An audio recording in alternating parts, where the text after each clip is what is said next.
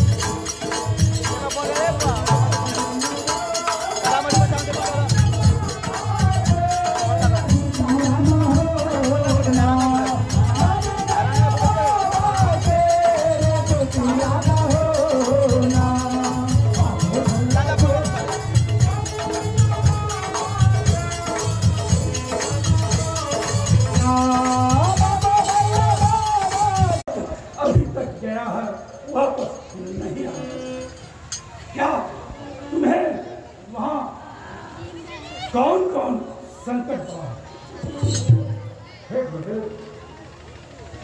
आपने आदेश किए थे माँ और बहन के हाथों से भिक्षा प्राप्त करने क्या मैं माँ और बहन के हाथों से भिक्षा प्राप्त करके आपका आश्रम में पहुंच चुका हूँ। हाँ गुरुदेव, इसके आगे क्या हुआ? हे गुरुदेव, वहाँ का संकट लेकर के आप क्या कीजिएगा गुरुदेव? हमें तो भी सुनाओ।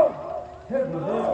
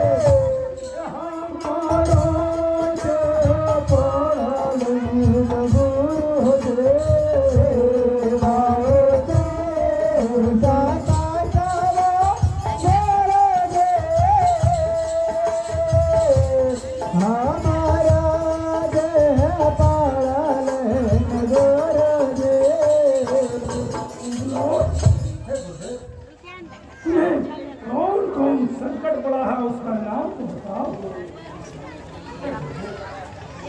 बहुत ऐसा संकट से मैं चुका हूँ तो माँ और बहन से भी ले आया।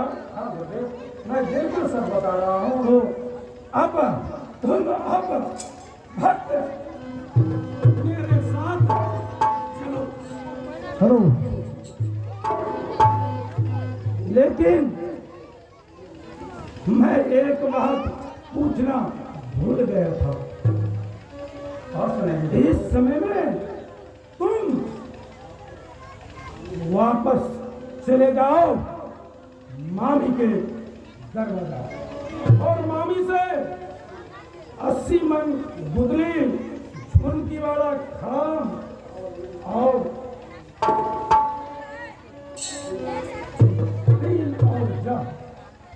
लेकर फिर तुम मेरे धाम में आओ।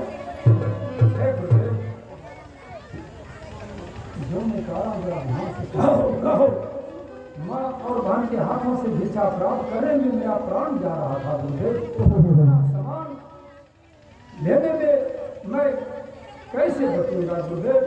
मैं नहीं बच पाऊंगा गुरुदेव।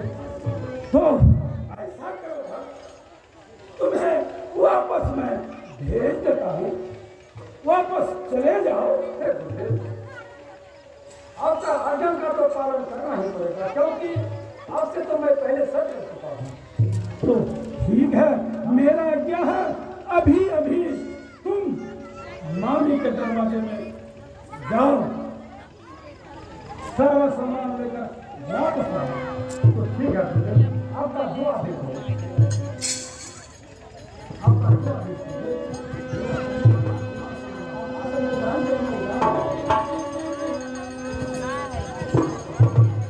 गुरु का आदेश हुआ मामी के हाथों से भिक्षा प्राप्त करना, गुदली प्राप्त करना, अरे पूरे सामान को प्राप्त करना। तो ठीक है, गुरु का आज्ञा का तो पालन करना ही पड़ेगा। मैं इस समय में मामी का नगर को प्रवेश करने के लिए जा रहा है।